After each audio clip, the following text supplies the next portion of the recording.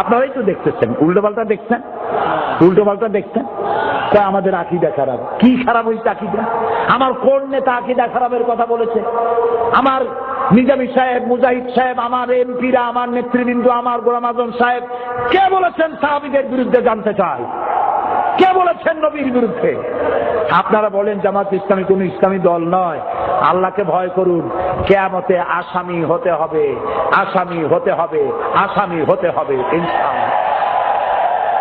আপনি যে কথা বলেন, আজ আমি নাম নেব না, আমি নাম নেব না, আপনি যে কথা বলেন সেই আপনি কথা বলেন দিলীপ বড়ুয়ার ভাষায়, আপনি হুজুর, আপনি কথা বলেন রাশেদ খান মেননের ভাষায়, আপনি কথা বলেন সাইফুদ্দিন মানিকের ভাষায়, আপনি কথা বলেন শেখ হাসিনার ভাষায়। তাই